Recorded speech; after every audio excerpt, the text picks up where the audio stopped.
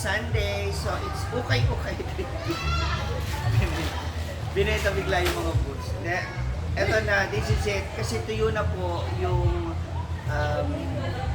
mga pininturahan sa loob ng stock room. Sa lagayan ng mga catering at ng mga kami ng bahala ni Gwen na mag-ayos nito. Dahil kami rin naman ang gumagamit nito. Shout out to you, Maring Marco, nasang ka man. Kasi ayusin na natin ang costume. Aray! So, tapos muna natin ito. Ay, unahin ba naman natin yung yung catering. Sir, tulong ka! Halika, puntahan natin yung ng tray, diba? Ayan na! Kung maghapon to So, ilalagay na natin yung mga lahat ng catering. Doon tayo sa unahan para mas maayos na siyang tignan at malinis. Dahil tuyo na po ang pintura, pwede na nating ilagay mga gamit. So, bago natin ilagay, kailangan magwalis mo. Labas mo yung ay, ito pala ko. Gusto nung paninda ko dito. ayan, oh. Ba't basa? Baka ano pa? Shulorena. May Shulorena. Ayan, ito ilalagay namin dito.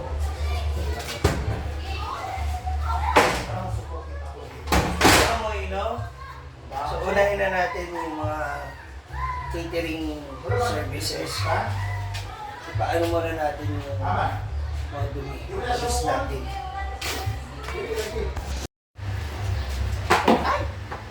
So ngayon, nagmask muna tayo gawa kasi yung amoy at saka yung amoy ng pintura at saka yung alikabok. Baka malanghap natin. So ngayon, sumula muna natin dito sa mga catering. Wala dito sa loob, palabas. Ang dami niyang alikabok.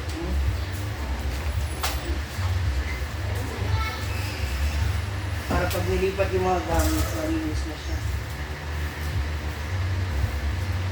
Na-late na kasi ako kanina ng gising. Kaya hindi ako nakatulong sa kanila sa mga ano.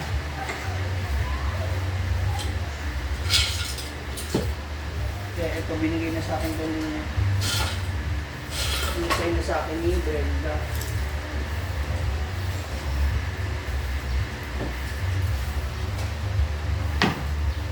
Para masukong ito rin sa mga ilan.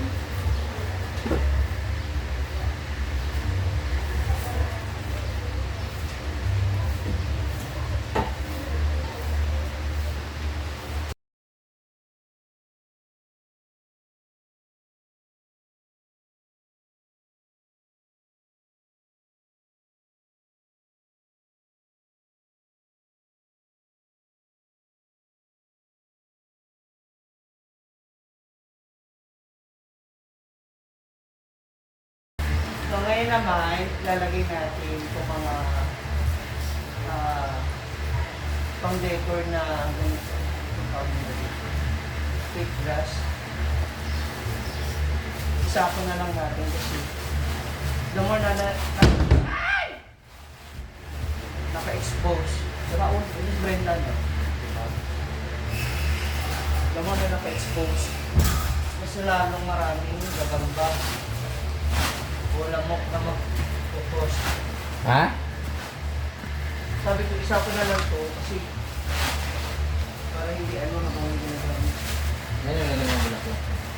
Hindi, magkakaroon lang baka ganito doon sa mga costume. Yung iba walang takip. Pinapalagyan ni Mama Sita ng note kung ilan yung mga gamit. Tama, parang pang-inventory. Gatro na ni Ford, no? Gatro nila nila. Wala, gi ko. Nagpatungan na sa pinakababa. Gisoksokan mo.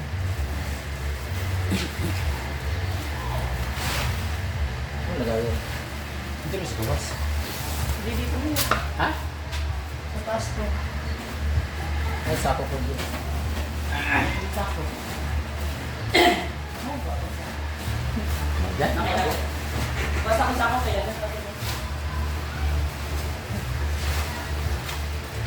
Alam mo naman kung nanay tayo. Ay, ito pa.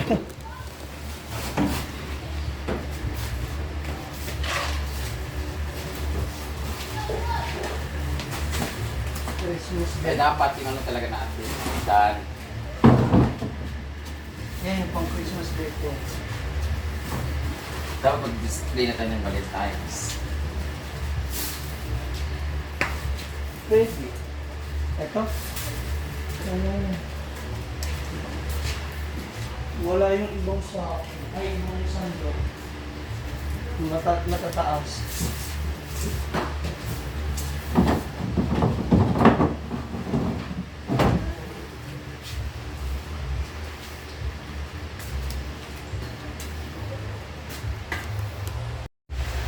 Yes, finally! May dumating na akong mga kasama to clean up our bodega.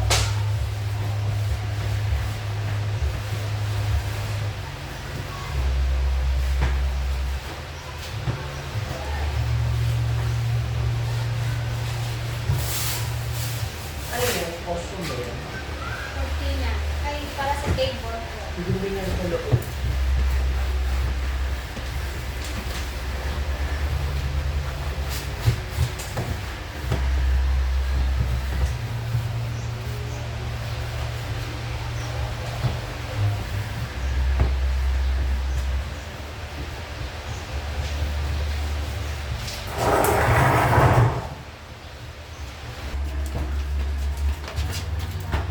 Nakalap na.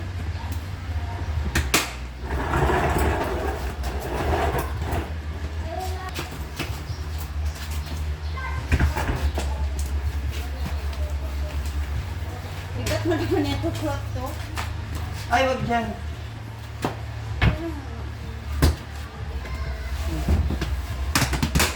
Bigat kasi dapat kailangan. Andito yung mga lalaki. Baliktad.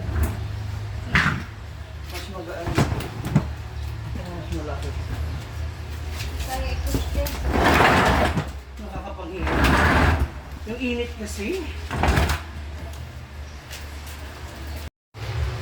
And now, from now on, hindi ka na... Ay! Ay!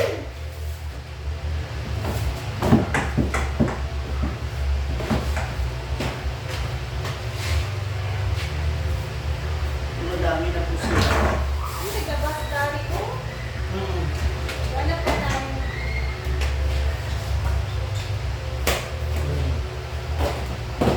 So ngayon,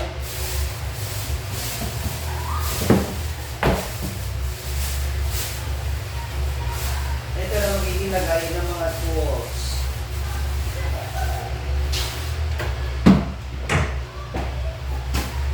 Diba, sister? Dito. Ay, yung mabibigat, wag na. Ano lang, yung mga minor. Sa loob na lang din yan, pero pwede kaya? Relax ba ang bumagsak? Sige, dyan yan. Nandun po ako. Marami pa doon. Ay, malalaki, wag na. Ito na ba yung mga Mga extend? wires. Oo, yung mga wire, yung mga pako. Ito yung mga ano dyan.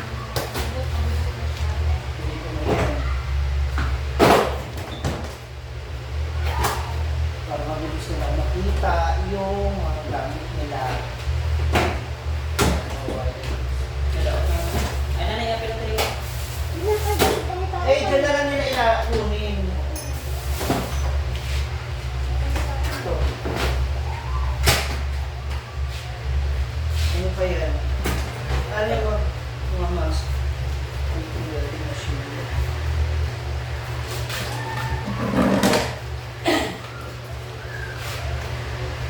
Sorry mga bag ko.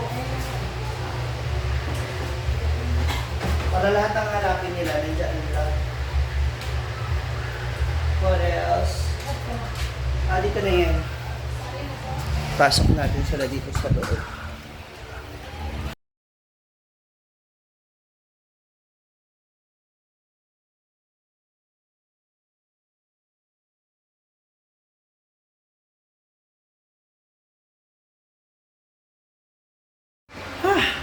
Finally,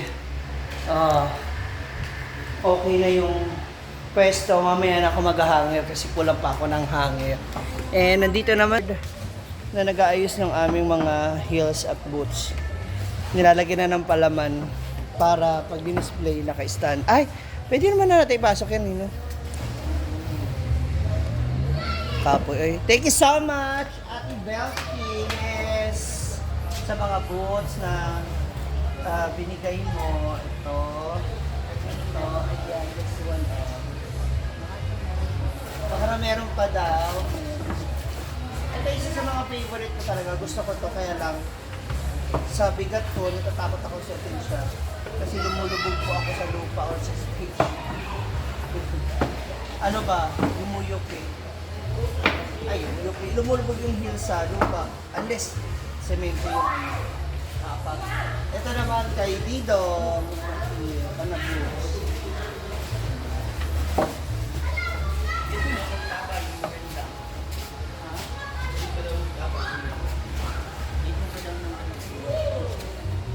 Ayun talaga. Kumana. So ito mga moms, may mga natira pa mga bulaklak dun sa decor kasi yung ibang flower nakalagay dun sa pang decoration, yung mga materials na pang backdrop, pang tissue holder. So ngayon, nakita ko siya kaya idadagdag ko siya. Actually kanina naayos na nila to, nila Brenda. So, nainggit lang ako, gusto ko na siyang dagdagan. Para masiksik. Lalo na ito, karoon ko na tawag nila rito, pero maganda kasi rin siya. Na ipang toppings, additional na aura ng mga bulaklak. Actually, ilang piraso lang to nabili ko sa online kasi nag-sale. So, baka bumagal siya. Okay naman siya. And may mga iba pang flowers kasi yung iba hindi siya masyadong siksik. Mas maganda. Siguro, for me, maganda kung siksik yung pagkakalagay ng mga bulaklak. Diba? Para mas maganda siya dito. Parang ganyan, bouquet na bouquet. Lalo na sa ibang mga flower. Yung mga ganito na hindi pa masyadong nasiksik o nalagyan. Tsaka doon sa kabila. Tugda tayo sa kabilang side.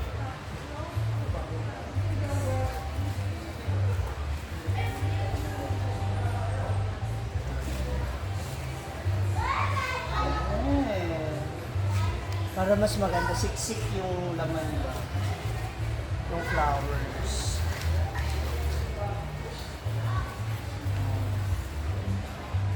Para hindi halatang bakla yung may-ari ng farm.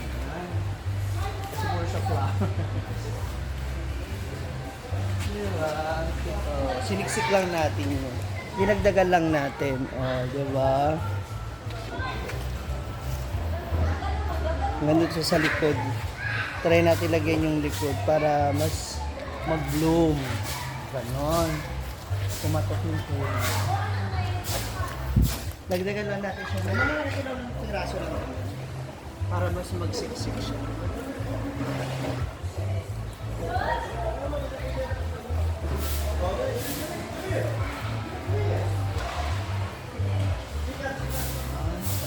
Sige natin ng white.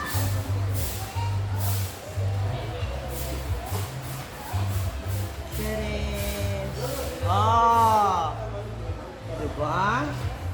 Baklang to.